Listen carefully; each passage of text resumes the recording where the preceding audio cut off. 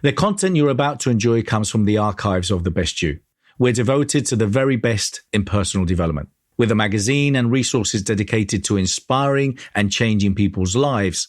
At The Best You, we work with the world's leading writers and trainers on the evolution of the self, and people whose journeys have been affected by their work and words. For more information, go to www.thebestyou.co.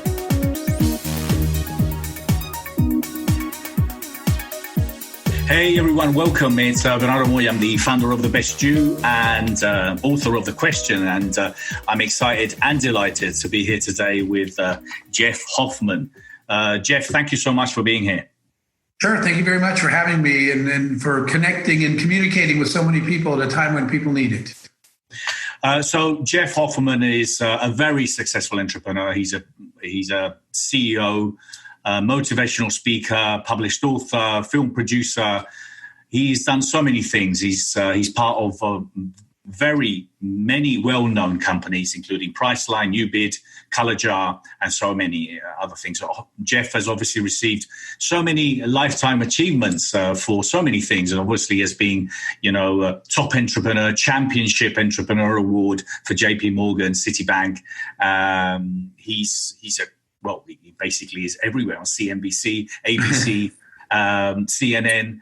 I met Jeff a few years ago at one of the events of our mutual friend who formerly, unfortunately, passed away, Ryan Long, and who's done some great work over the years. And I remember that one of the things that really impressed me was obviously his humanitarian work that he does, and I want to talk to you about so many things, Jeff. So first of all, I want, for those of you that don't know you within kind of my community, either here in the US or UK, to tell us a little bit more about your story, because obviously you're very successful. Your companies are worth billions of dollars, but you weren't born a billionaire, were you? I was born in a little small desert town, basically in Arizona, single mom with 4 kids. So no money. We didn't care, though, because that was not my mom's values. But I will say that I had big dreams. And from where I was started, again, with a single mom and no money in a little town where no one ever left, the path to where I wanted to be was seemingly impossible. I just refused to accept that it was impossible. But I did not have any help at the start, that's for sure. So what did you stand out at school, or what were you very interested or keen on your early years? Early on, I tended towards the science classes and engineering, but that's because I think I was more curiosity driven, which, by the way, Bernardo, I have a TED Talk that's out there online called The Power of Childlike Wonder. And because later I realized that a lot of the best things that happened to me in my life happened because I was curious about something and decided to follow that thread, follow my curiosity and go explore and learn something new. So since I was curious about the way things worked in the world, I tended towards a lot of sort of science things so I could literally take things apart and discover what makes things tick in the world. Cool. So what did you eventually study, and how did you get on? I mean, obviously, that there's a long journey there to who you are today. But what put you on the path of where you are today? Well, what's interesting was that I picked a school that I really wanted to go to for a program in this new thing that no one had heard of that I was all excited about. So the school was Yale University, way out of my league, way out of my price range. And the reason was there was this new thing that had just come out called AI, which is ironic now, artificial intelligence. And it was the beginnings of creating it. And I was like, man, I'm not sure what this is, but I think it's going to be cool. And I want to learn that. There were only a small number of schools in the US that you could study artificial intelligence. Yale was one of them. So I worked really hard to get in, not an easy school to get into. I got in. And when I got there, when I arrived, I basically was sent home on day one. They said, you can't go to class because you haven't paid, which is fair enough, but I don't have any money. And my mom's broke and I'm broke. And I got scholarships, I got financial aid, but they didn't add up to the unfortunately high cost of going to schools like Harvard or Yale. And so I started my first startup on day 2 of college because my options were go home or find a way to pay for my education. And I started a software company, again, which would have been great, except I don't know how to write software because they won't let me go to class. So I was winging it, and I was hanging flyers around our campus and other colleges saying programmers wanted. I was bidding on software jobs in the community. They didn't know I was a kid. I won some. Then I would take the specs and I would go hire programmers around town who, by the way, college kids will work for pizza and beer, but businesses pay you actual money. So my profit margins were big, and I used those profits to literally fund my entire education and get a computer science degree. Well, that's amazing. I love the winging it. I love the winging it because, well, hey, listen, it's how many people start, and sometimes it was what gets you in front of life, isn't it? You just took action and did it. So you got it.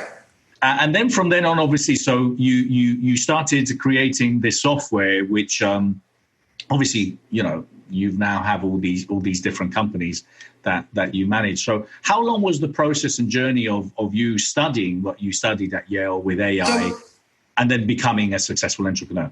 Sure. So I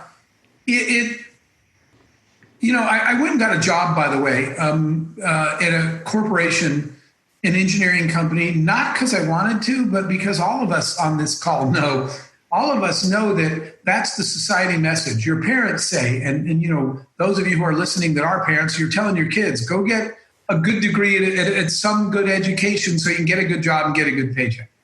And so my parents told me that. Go get a good job at a good company and get a good salary.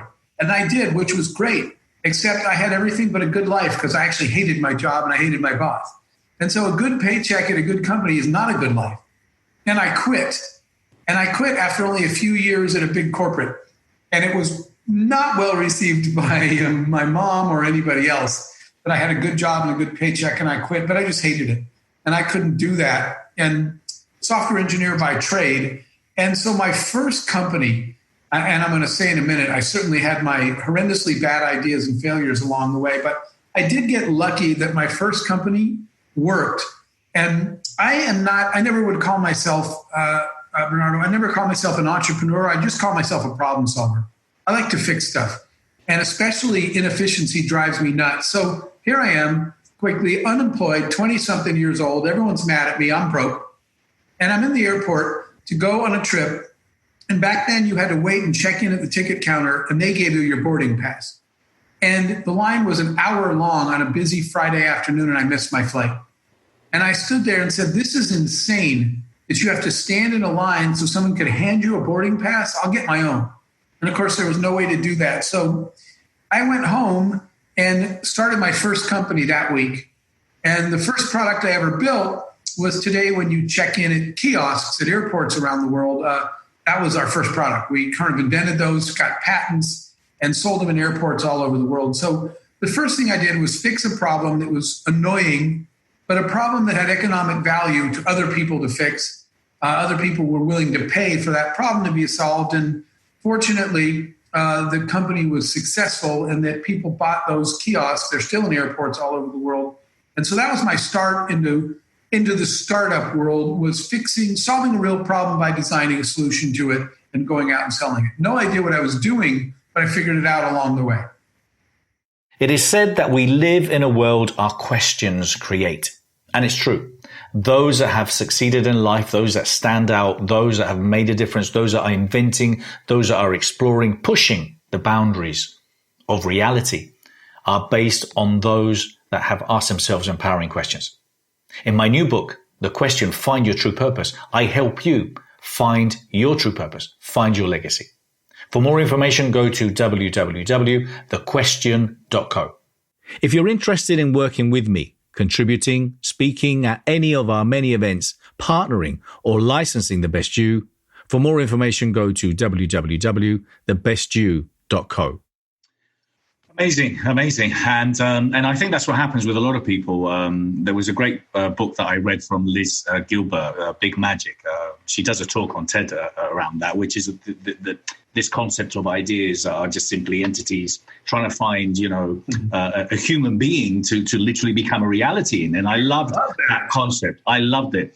And basically what happens if the idea if you don't bring the idea to reality, the idea buggers off and go and find someone else. And I'm sure a lot of us have experienced that, where you said, oh my God, I thought of that, like, Deliveroo, Dashdoor. I thought of that like 15 years ago, but I never took any action. And now obviously these that is so true. I don't have to read that book, but I have to tell you, because I have this analogy of my own. I was sitting outside a friend's house, and it was a barbecue. And they had, I don't know if you've seen these, they look like a light or a heater. It's a bug zapper. Yeah. And bugs were flying around. And a bug would fly around and go to the light and go, zzz. When it hit the light, it would fry it and it was gone. And I was watching bugs fly into that thing and disappear from the face of the earth. And I suddenly said out loud, I said, that's where all the ideas go. And my friend said, what are you talking about? I said, when you sit in a meeting at work, before the meeting starts, everyone's like, oh man, this would be cool. Or you're sitting on the couch at home on the weekend waiting for football to come on, and people are saying, I got this idea.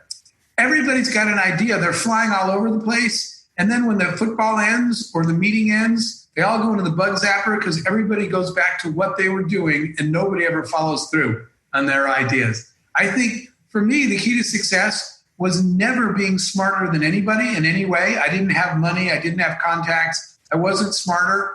I just got up and said, I'm going to take each of these ideas and try it. Some of them failed miserably, but because I kept picking another idea out of the air and trying it, eventually some of them succeed. And it turns out, with things like, as long as your successes outweigh your failures, in the net, you come out ahead. Yeah, absolutely. No, and I love the idea of obviously that what you are is a problem solver. There's a lot of people that are very problem driven, the why me driven, or those that are simply looking at, hey, what's the positive out of this, or what's the outcome, and how can I take advantage of this current situation? So I wanted to bring us obviously to where we are now, so look, it can be scary, or it can be a really exciting time, and maybe for some people it could be a bit of both. But what's your thoughts because I believe, and a lot of the people that I've been talking to, obviously, who are inspiring and successful people, that they see this as a phenomenal opportunity with everything that's happening right now. Yes, so I completely agree with you that it's a little bit of both, but the opportunity is huge. And, this is a time of chaos, and entrepreneurs thrive on chaos, right? If you want to be a disruptor, this is the time to disrupt. When the world needs things to change and there's chaos everywhere, entrepreneurs are the ones that harness the chaos and disrupt the status quo. So chaos creates opportunity. Right now, I'll just give you a couple of examples. Here are some huge things that popped up that didn't exist before. All of a sudden, the whole planet had to send everybody home from work. And so this concept of work from home didn't even exist for many companies around the world and many employees just a month ago. In fact, I think it's funny because I saw a text conversation that a friend texted to another friend, WYD, meaning what you doing? And the other friend texted back, WFH. Now, in the past, the return to that would have been WTF with 3 question marks, right? Because what is WFH? But it means working from home. And all of a sudden, all these people are using the expression WFH like it was always there. It didn't even exist, this working from home thing. So when you have people all over the planet that are trying to figure out how to be productive doing work virtually, what we discovered was there's a handful of tools, but there's a huge opportunity for people to address this simple question. What is the most effective way to work from home and to share and to be virtually productive? And so that's a big opportunity for entrepreneurs to say, I'm going to make work from home more productive, because we're at the beginning of learning how to do this. By the same token, that happened to our schools all over the world. We sent all the kids home, and yet many, many schools on both ends, many schools did not have online learning. They didn't have the technology to teach virtually. And many parents have no tools and no apps, no training in homeschooling and how to teach from home. So online education is about to explode. And it's not going to go away after the pandemic because many of these schools, let's take colleges and universities, the ones that didn't have a strong online platform are going to find out that they're going to have to create one now, and they're going to discover that they can enroll a lot more students if they add virtual to just physical campus. So education. And the last one would be online healthcare, telemedicine. So many healthcare providers, so many people are stressed and panicked and want to talk to a medical professional but don't want to leave their home. And so many doctors would love to help patients, but they don't want them all in their office. So all of a sudden I'm hearing from doctors and medical centers everywhere that they've got to come up with technology for virtual medicine and telemedicine and preventative care at home. My own doctor I talked to last week, and because I had an appointment scheduled well before this pandemic, and when we got online, my doctor said, "Jeff, congratulations, you're my first Zoom patient in the history of this practice." So those are all opportunities for new growth areas for the new world after the pandemic ends. And I think obviously kind of what it is really, it is exactly that. It's a time. It's a time for many people to really reinvent also themselves. I think, there's a lot of people that have a set of skills that unfortunately, they're just going to struggle in finding, a position or a job very quickly.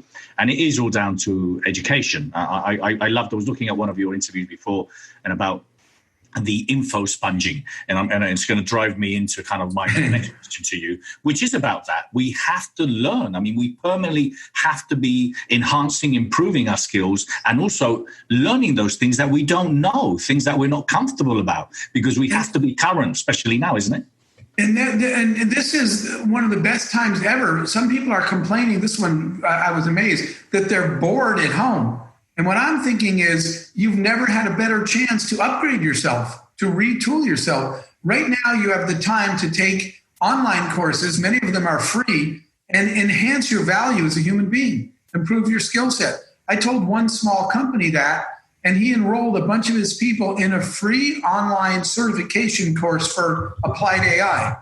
And so they're getting certificates in artificial intelligence, and they've already started designing a predictive behavior algorithm for their consumer business. So upgrading your personal skill set by taking online courses now while you're home and you have the time, and upgrading your business by upgrading your workforce by taking online courses while you're home. This is a great opportunity literally to upgrade yourself. And I hope more people figure out that they should dedicate whatever it is, 2 hours a day, let's say, to learning something new. And Bernardo, that is my info sponging thing. Learn something new every day. Right now, you've had more time than you ever used to have to learn something new. Out of all the things that you're currently doing and you're doing a lot of things, you have some great brands. Is there anything in particular that you are now, something that you can share, obviously, that you're focusing towards, or you're putting more energy into, or new problems that you're trying to solve currently? Yeah, so for me, I'll do one of each of the two things that I'm really spending my time on. One of them is something I call, it's this, what you and I are doing now. It's trying to share, and I've been blessed to be talking to small business owners and entrepreneurs on startups all over the world during this downtime, during the last 2 weeks. I've been doing talks like this and hearing from entrepreneurs pretty much on every continent. So anyway, I did one this morning that I think we had 25 countries on. So I'm learning what they're doing and sharing. And I've come up with something that I call my 3 R's for small business and entrepreneurs, which are repurpose, retool, and redeploy. And so I've been spending most of my time doing online talks to try to share those ideas with as many struggling or stressed small business owners and entrepreneurs as I can. The repurpose, retool, and redeploy thing. And that's the biggest chunk of my time recently. And then the other part of my time is and I hope everyone's doing this in their community. For example, we put together an effort. There are many, many children, certainly in my country, in my area, that whose only meal every day came from their free lunch at school. And these were kids that weren't getting food at home because their parents don't have it. The one meal they got every day that they could count on was free lunch. Now they're out of school. They don't have enough food. So we've been working with restaurants who have extra bandwidth, and schools and churches even, and all kinds of organizations to get food delivered to the communities where those kids and those families were getting their food from school and don't have it anymore. So I'm working on personal projects like that. And professionally, I'm trying to help give sort of tips on what you can do to small businesses around the world. Those are my two things. And is there any platforms in particular that you could share that people could help you or support you to join some of these things, projects? Yeah, on the Feeding the Children thing, it's just it's called worldyouthhorizons.org. So there's a website there that people can go to and they can learn or they can donate to provide a meal or whatever. We're also launching another youth organization, let me just say, that we're doing. It's called the Dream Tank, and people can email me if their children are interested. It's just jeff@jeffhoffman.com. But we are organizing a giant global youth hackathon. We're going to get youth from all over the world live online, and we're going to ask them what they think and what ideas they have, solutions for COVID. And the reason is youth, your kids are listening. They're hearing bad news and death and disease and shutdowns and economic recession. Then they're seeing their parents stressed out. And what a lot of parents are saying to their kids is, don't worry about it. This is adult stuff. Well, they are worrying about it. And they might even have an idea. But the conversation is not including youth. So we are organizing youth all over the world to let them work on COVID problems too, especially since they're home from school. So that one you could just email me on. And then as far as those tips, I would say the two main organizations I'm part of, these websites have a lot of help. One is the Global Entrepreneurship Network, GEN, that I happen to be the chairman of. And our website is GenGlobal, genglobal.co. And then lastly, the Unreasonable Group, which is an organization I'm part of that works with helping startups, and that's unreasonablegroup.com. All over the world as well. So those are some organizations that are where you can find information about these startup programs as well. Thank you for asking that. No, and thank you, Jeff, because one of the things that I want to point out about Jeff is when I met him, because, I've seen a lot of speakers over the years. I've promoted quite a few. And yeah. I remember when, but I'm always very, very non-judgmental. Was, hey, Jeff Hoffman from Priceline. Okay, well, great. But, I never judge anyone, but I'm always there to listen to see what I can get. And I remember when Jeff started speaking, he instantly got my attention because I love his style. I love how brutally honest he is, and how he doesn't beat by the bushes. But one of the things that he said, which got my attention straight away, was with the humanitarian work he does. Because, it's a word that is used quite easily now, like they use the word legend, okay? Well, Jeff is a humanitarian. Some of the projects he's done is phenomenal. And he was talking about a lot of the stuff that he's done in Peru, where he's taught these young girls coding. And then all of a sudden, two or three of the girls that were literally, they taught how to code, and Jeff can explain this better. Then there's a picture of Mark Zuckerberg and Bill Gates with two of these girls, and it was beautiful. But one of the things that he said that really got me was the idea of that there is no they, okay? There's a lot of people out there, they will sort it out. Well, guess what? There is no they. So Jeff is a they. He's the one that makes it happen. So congratulations, and so well done for all the phenomenal work you do. Well, thank you. When people ask me, why don't you just retire? Sometimes I tell them because there's these 4 words written on my wall that make me get up every morning. And that's the words you just said. There is no they. When people see a problem, they say, man, they should help those people. They should do something. And there is no they. It's you. And the sooner people realize they aren't going to help the people in my community, I am. If everybody is saying they should feed those kids who no longer have access to food, if everybody says they should help them, then who's helping them? No one. Because everybody's waiting for the magical day. The day my life really shifted was the day I said, there is no they, I'm just going to do it. I'll figure out a way to feed those kids. And the more of us that just say, it's me, it's you, it's us, we got to fix our own communities, the more progress that happens. And, I discovered that this sort of second half of my life of not building business and let me make the relationship. Building a profitable business is a great way to enable yourself to solve more problems and to help more people.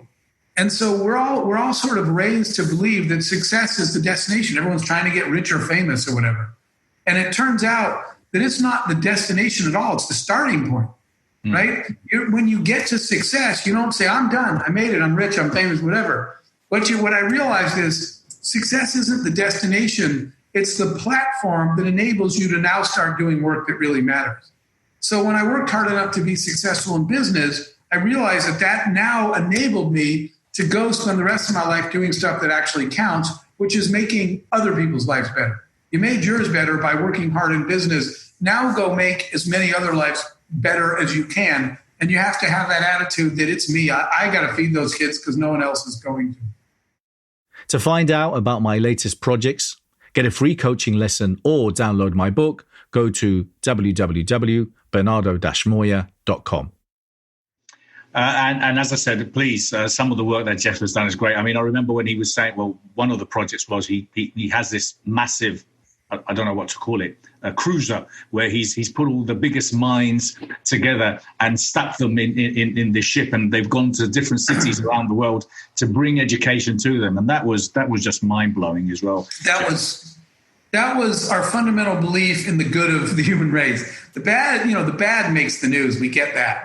But entrepreneurs, we fundamentally believe that, and I certainly do, that entrepreneurs are the people going to solve the world's biggest problems. So the project you mentioned was we were charted on a ship that sailed literally around the world filled with entrepreneurs looking at the world's problems. And we had a lab, basically, an incubator on the ship so that they could create products and solutions to solve the world's biggest problems. And it was a mind-blowing experience to sail around the world looking at problems and asking entrepreneurs to fix them, because they did. And it was so reassuring about the human race. Just like the story you mentioned before, the girls in Peru, that, the poorest girls in Peru, that once they learned how to code, you know what they did? They taught as many other girls as they could to code. And these young teenage girls, you might be on a website that you're having someone bid on building you a website, online work, and it might be 16-year-old girls in Peru, but they're so smart and so talented that the website you get back is brilliant and you love their work. You wouldn't have hired them if you knew that they were little girls in a South American country necessarily. But once you see how smart they are, you definitely will. So they're able to feed their whole families because people have taught them how to write code. So being part of efforts like that, for me, that's the ripple effect. If I can educate them on things I've learned, and then they can spread that to as many, in this case, young girls as they can, each of us. One of my favorite Mother Teresa quotes, she said, if you can't feed 100 people, then feed one. And I love that quote, because if each of us, 100 people feed one, then we have some progress. Yeah. Brilliant. Thank you, Jeff. And I was also looking at one of your previous interviews, and I came across that from what I believe, and you tell me if this is true. A turning point was when some friends of yours unfortunately passed away, and you came up with the idea of writing a eulogy of what would your life be at the end. One of the things that I've interviewed a few people, funny enough, who've given me the same story. They wrote 2 eulogies, one doing the same old, and then leaving, and what would they say? And then those that literally go for it, take action and live a life with no limits, without any fear. So I believe that that's one of the challenges we have is that I think we all know pretty much, and I think everyone watching or listening today know that we're all mortal, but we tend to have this immortality thing that, I'll take care of it tomorrow. I'll take care of it next year. And at the end of the day, we have to check in and, hey, what am I leaving behind? What am I leaving behind? What is my legacy? That is so true. Everybody, all of us are busy and everything will get to it. And unfortunately, in that story, that was my best friend in the whole world. And he drowned in kind of a freak accident in the Irish Sea in Ireland, and never, ever thought that at 42 years old, he would run out of time. And unfortunately, last year, my other best friend dropped dead in his kitchen out of nowhere with an enlarged heart. Not sick, nothing. He literally just keeled over in his kitchen and was dead instantly. So my two closest friends, one died at 36 and one died at 42. And they didn't have tomorrow to go do all that stuff. And as tragic as that is, it's a harsh reminder that this is your life. It's actually going on right now. It's not something you're planning for or saving for or waiting for, and that you've got to live it now, and you just got to do. I started to notice that, Bernardo, I redefined my definition of success. So when I was growing up, the world told me that success was getting rich or famous or powerful. We all buy into that.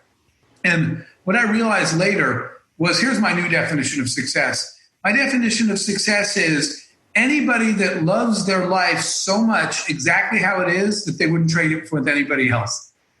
And so Michael, my friend that died at 42, that drowned, Michael one day said, and you might have heard me say this, something that still gives me goosebumps when I think of it. One day, he used to go mountain climbing. And one day I said, I wish you wouldn't do that so much because I'm afraid someday you'll fall and kill yourself. And he was at 40 years old. And he said, well, I'll tell you what. He said, if I have to choose between dying at 40, doing the things I want to do and loving my life, or living till 90, the way most people do, he said, I'll take the 40-year deal. And unknowing, 2 years later, he drowned. But when he said that, when I was standing at his funeral, I was thinking, what is it that he was serious? He would have taken, if you said you can have 40 years of a great life or 90 years doing it the way everyone else did, he would have taken the 40. And so that made me think so hard. What was it? And the answer, that's how I got my new definition of success. He loved his life because he didn't put off everything until tomorrow. He found a way to do the things that were important to him instead of making excuses. So even though he died young, he would tell you that he got more done in his 42 years than most people will do in their entire life. And that was a big lesson to me in saying that success is about loving your life and not living it with a bunch of regrets of all the stuff you didn't do. Yeah, thank you. That's great advice. And I just got a couple of more questions for you, Jeff. Obviously around entrepreneurship now, and what do you think it is, or what does it take to stand out, succeed as an entrepreneur? What are the skills, or what should be people doing, looking for, or implementing? Sure. So I would say one of the first things is accountability. And what I mean by that is owning something. When I was everybody, you and I were talking about this earlier, everybody's got a good idea and nobody acts on it. So entrepreneurs are people that make themselves accountable. They say, this is me, I got this one. And they set their own timetables and charts. Everybody that's standing in the same problem, again, in that airport, everybody was complaining, right? But turns out one person went home and said, I'll just fix this one. I have a friend, Lars, who used to be lost all the time in the days of paper maps, like all of us. And Lars one day said, this is insane. There has to be a better way. And he started thinking about satellites. They were cable TV satellites, but they're in the sky. They can see you. And if there's three of them, they can triangulate and see where you are. If they know where you are and you tell them where you're going, right? In the end, he's the guy that created the technology for Google Maps, not Google. They acquired it from him for like $1 billion. So people that own, next time you hear yourself complaining about a problem, own it. Stop and say, everyone's complaining. You guys can go home without me. I'm going to stay here and fix this one. The best entrepreneurs take accountability. The second thing, and this is probably one of the most important ones, is that realizing that you are not as smart as you think you are. You cannot do this yourself. And the way to succeed is to surround yourself with people smarter than you in every area that isn't yours. You have to realize that none of us are good at everything. I have never hired an engineer who does my taxes and writes my marketing slogans as well as my engineering. Okay. And it turns out my tax attorney doesn't write code for us. Every one of us has something we're good at doing. That includes you. Just because you're a founder or a CEO doesn't make you smarter than the people that work for you. So whatever you're good at, in my case, it wasn't tech, it was marketing. I found people smarter than me in every other functional area. So stop spending so much time running your business and allocate a percentage of your time to go out and find, motivate, and take care of people that are smarter than you in every other area. That's when you win, when you get out of your own way and you trust and empower really smart people to grow your business for you instead of working for you. Realize that they're working next to you, and some days they're working way above you because you can't do what they can do anyway. That's great advice. A little masterclass there. And obviously they're complaining. I always say about complaining is negativity. People that are complaining, you're negative. Oh, no, I'm not negative. Yes, you are. You're just complaining right now. You're negative. Reality check on that. You co-authored a book called Scale, and I'm particularly very interested in scalability when it comes down to that. What's the insights of the book? You wrote it with David Finkel, I believe. And, yes. It's a best-selling book. Tell us a little bit about that and talk us about scalability. Sure. Scale, the book that we wrote, and especially compliments to my co-author, David, because he thinks in a very structured way like that. It is the sort of very practical how-to guide for the things that you have to get right to be able to scale a business. Well, like an example is one of them I just mentioned, which is you need to spend less time in the business and more time working on it, meaning going out and finding a team that's smarter than you instead of being so busy working that you don't have time to go out and hunt for talent. We talk about systems and processes, about creating the things that you can automate, the processes that you can document, so that when you onboard new talent, they literally have a training guide for how to do their job immediately, instead of onboarding people at all different skill levels. We talk about automating processes that aren't your secret sauce, that aren't your core business. It's things you have to do every day, but they're not your secret sauce. They're not the things that make you better than your competitors. Then automate them or outsource them. So it's a whole list of practical steps to go through to prep your business for much more explosive growth. Another example is we talk about branding in there. A brand is a much more cost-effective way to get your message out than the dollar per view kind of marketing. You have to have sales and marketing, but you should be doing some brand development too. So those are just samples of what's in the book. It's a practical how-to guide to get your company properly aligned so that it'll grow much faster.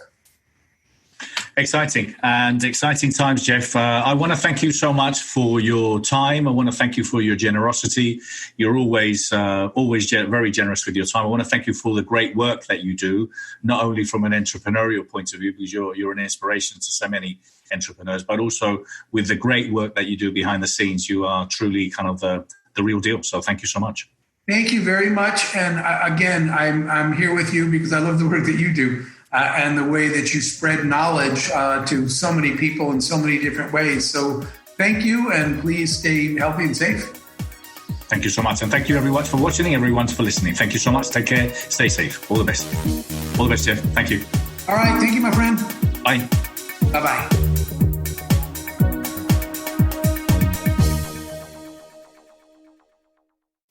For more information, go to www.thebestyou.co.